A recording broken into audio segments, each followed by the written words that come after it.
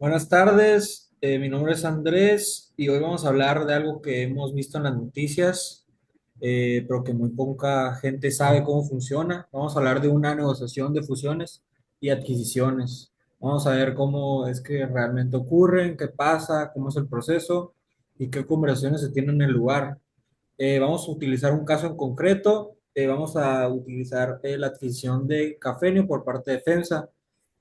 Pues Cafenio es de las marcas líderes del noroeste en café y pues FEMSA es de las compañías, de los grupos más grandes de México. En este caso, Fernando va a ser el comprador, él representa a FEMSA, al equipo que decide que quiere esta empresa y que tiene que ir a buscarla. Claro que sí. Voy a adelantarles algo. Cuando uno empieza a comprar, se sienta a hacer la compra, el objetivo no va a ser pagar el precio justo. El objetivo siempre va a ser pagar lo menos posible por el menor riesgo posible. Muy bien. Y del otro lado está Jesús, que él va a representar pues a los dueños de Cafenio, a la familia y al equipo que construyó pues la empresa durante tantos años y ahora está evaluando si la quiere vender. Sí, y yo digo totalmente lo contrario, ¿no? Cuando uno vende, no solo negocia un precio, está negociando también todo lo que construyó de la empresa de atrás y el destino que estás buscando cambiarlo a una persona más. Perfecto, entonces ya tienen los dos puntos de vista. Vamos a recorrer pues el proceso completo, eh, cómo arranca, qué pasa en el due diligence, las tensiones, todo lo que haga, lo que ocurre para que se haga el deal o se caiga, ¿no? Pues vamos a empezar. Primero que nada, pues antes de hablar de los precios y los contratos, pues quiero empezar desde el principio. Fernando, ¿cómo llega el IFEMSA a la conclusión de que quiere comprar Cafenio? ¿Cómo nace este interés? Pues existen varias formas de que los deals se originen. A veces puede ser que un banco de inversión llega con la oportunidad, o a veces es una relación directa entre los directivos de las empresas. A veces puede ser el propio vendedor que activa un proceso competitivo. En cualquier caso, lo primero que hace el comprador es hacerse una pregunta muy simple. ¿Qué me da esto que no puedo construir yo solo? ¿O qué me costaría más tiempo construirlo? En el caso de Cafenio, la respuesta es clara: el formato de drive-thru consolidado en el noroeste con marca posicionada que FEMSA no tiene. Muy bien. Jesús, desde el lado del vendedor, ¿tú cómo decides que es momento para entrar a un proceso así? ¿Cuándo dices si estás listo para vender o no? Pues sí, es una decisión que no es sencilla, no se toma de un día para otro. Hay una serie de factores que se tienen que combinar para dar el salto a la decisión, ya que si la empresa llega a un punto en donde empieza a crecer por sí sola, eh, requiere capital que no tienes o que no quieres poner en riesgo, pues así que, y si el mercado está muy activo, hay varias cantidades de compradores, hay con quién interactuar o con quién preguntar precios diferentes, aunque a veces honestamente hay algo más personal que es que los fundadores simplemente quieren más liquidez o piensan en la siguiente generación, ¿no? Cuando pues estos factores llegan en una misma dirección, es cuando uno piensa que ya tiene que empezar este proceso, ¿no? Muy bien. Y una vez que pues que hay interés de ambos lados, ¿qué es lo primero que pasa formalmente? ¿O cómo arranca este proceso en papel? Vaya. Lo primero que sucede es el NDA, el acuerdo de confidencialidad. Puede parecer un trámite, pero ya se está hablando de una negociación. El vendedor lo que quiere es que sea muy amplio para proteger su información, y el comprador lo que busca es que sea lo más acotado posible para tener libertad de movimiento, y ahí se puede ver la primera señal de cómo va a ser la relación. Muy bien. Jesús. Sí, y después viene lo que es conocido como la LOI, que pues no es el contrato final, pero es un avance, ¿no? Es como la crítica de lo que pues podemos empezar a hacer o los precios que se pueden llegar a acordar. Es donde se fija el precio inicial y lo más importante, la exclusividad, ¿no? Si yo firmo exclusividad con, por ejemplo, pues Fence ahorita, le quito el poder a todos los demás compradores que puedan tener, ¿no? Esa decisión es algo que vale aparte de dinero o es reputación, ¿no? Muy bien, quedó claro. Vamos a pasar al siguiente bloque, que es el due diligence. Aquí es donde muchos de los deals se llegan a romper. Pues vamos al momento que a mí me parece muy interesante, que de todo el proceso, ¿no? Que es el due diligence.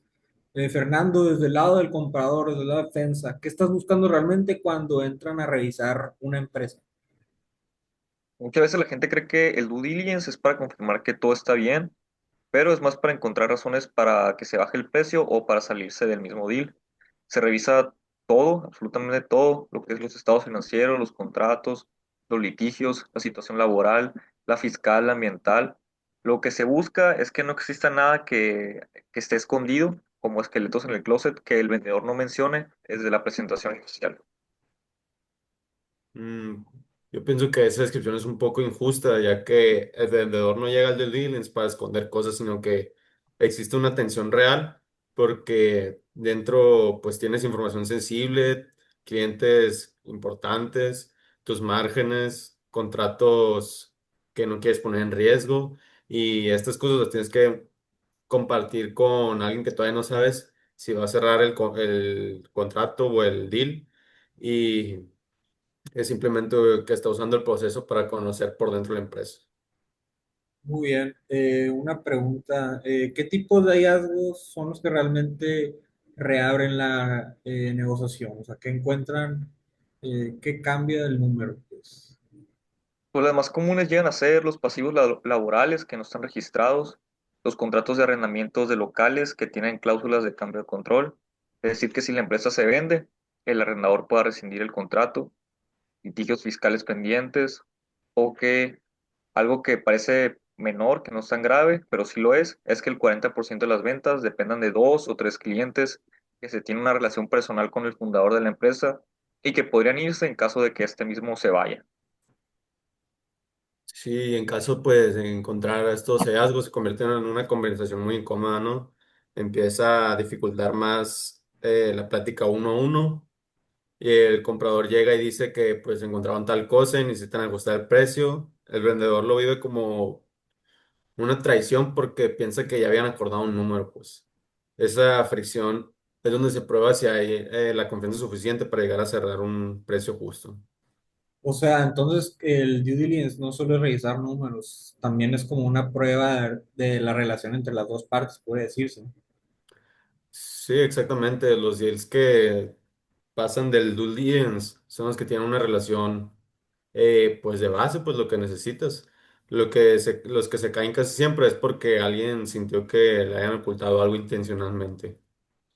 Muy bien, me quedó muy claro. Vamos a pasar al siguiente bloque, que va a ser más que nada hablar de las sanciones que si definen el deal, si hacen que se cierre o que se caiga. Pues primero quiero hablar de tres puntos en concreto, donde casi todos los deals tienen tensión. Pues el primero es el más obvio, el precio.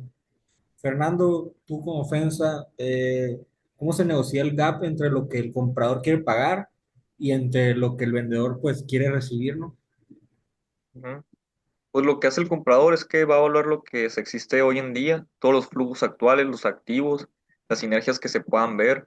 El vendedor lo que va a querer es que le paguen porque la empresa va a valer en 5 años con todo el impulso del nuevo dueño. Estos dos números pueden estar muy lejos. La solución más común para esto es el earnout, que una parte del precio se paga ahora y la otra parte en 2 o 3 años si la empresa alcanza ciertas metas que se proponen. Pues sí, puede que sea muy bien la teoría, pero en sí en la práctica el earnout genera conflictos la mayoría de las veces, ¿no? Porque el comprador ya controla la operación y puede tomar decisiones que lleguen a afectar los números que determinan si yo cobro o no. No siempre es intencional, pero pues el incentivo este ya a existir. Yo prefiero un precio limpio hoy que un earnout atractivo en papel. Muy bien, muy bien. La segunda tensión es, ¿qué pasa después del cierre? ¿Qué rol tiene el fundador o el equipo original cuando estos ya no son los dueños? ¿Qué onda ahí? Pues se podría decir que este es el paso o el punto en el que más deals se llegan a romper dentro de México y del que menos se habla, ¿no? El fundador construye algo durante, que digamos, 20 años, tomando todas las decisiones él mismo, y de repente tiene que reportarlo a un comité corporativo para pedir, pues, aprobación de los gastos, alinear políticas de una empresa grande. Esta transición, si no se negocia con claridad de la manera correcta antes del cierre, destruye la integración. Y ya del lado del comprador, el riesgo va a ser el opuesto. Si el fundador se queda con demasiado poder, ¿en qué momento tomamos el control real de lo que compramos? Se tiene que encontrar un equilibrio, un periodo de transición claro, con roles definidos y después una salida ordenada. Muy bien. Y la tercera, las garantías, un tema sensible, es un tema interesante. Jesús, ¿qué es lo que el vendedor firma al cerrar y por qué es tan importante? Sí, cuando cierras, firmas una declaración que dice que todo lo que dijiste sobre tu empresa sea verídico, ¿no? Que no haya pasivos ocultos, que los contratos sean los que presentaste, que no haya ningún litigio. Eh, si después resulta que algo era falso, el comprador puede reclamarte. El vendedor quiere que esa responsabilidad sea lo más acortada y corta posible. El comprador quiere que pues dure años, ¿no? Y que tenga clientes reales.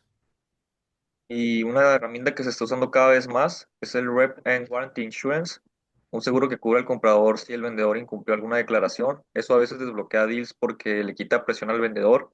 En lugar de que yo te reclame a ti, directamente lo que hago es reclamarle el seguro. Muy bien, entonces vamos a pasar al siguiente bloque, que ya es el bloque de cierre. Pues lo que aprendes de un deal que se cayó, ¿no? Vamos para cerrar. Quiero preguntarles algo diferente, no sobre el proceso, sino sobre lo que aprenden, pues cuando un deal no se cierra, ¿no? En tu caso, Fernando, representando a FEMSA, pues, ¿cuál es la razón por la que los deals se caen? Tú dirías. Pues muchas veces la gente dice que los deals se cierran, se caen porque existen diferencias de precio. En mi experiencia personal, casi siempre se caen por la desconfianza que se llega a tener.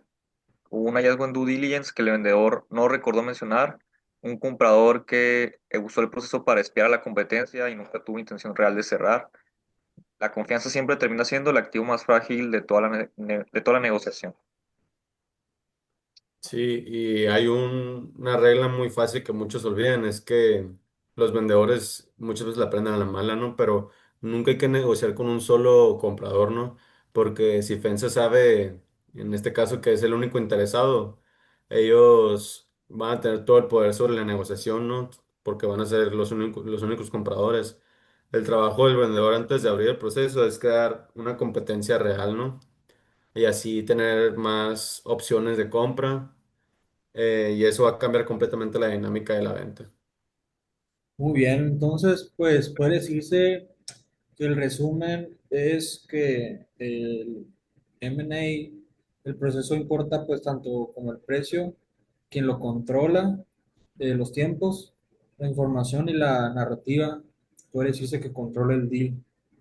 Eso pues está muy interesante. También la próxima vez que vean el anuncio de una adquisición, por ejemplo, empresa X compra la empresa Y por Z millones. Ya saben pues lo que hubo detrás, todo el proceso que involucra.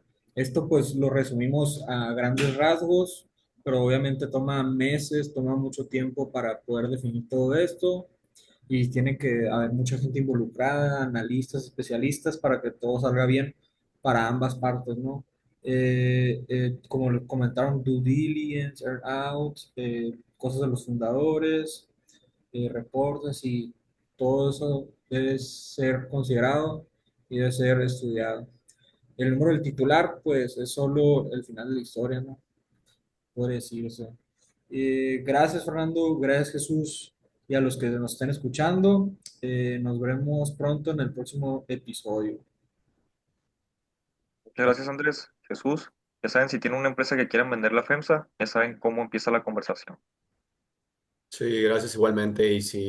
A ambos. Y si van a vender, contrate a alguien que negocie con ustedes o por ustedes para que los ayude. No negocien solos nunca. Muchas gracias.